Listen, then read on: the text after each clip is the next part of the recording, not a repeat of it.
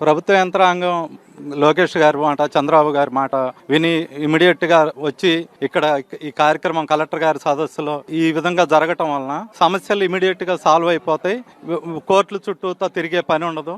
ఇవేంటంటే కొంతమంది స్వార్థ బుద్ధితో వాళ్ళు లంచాలు ఎరచూపి అధికారులకి అట్లా ఇచ్చేసి సమస్యల్ని పక్కదోవ పట్టిస్తున్నారు.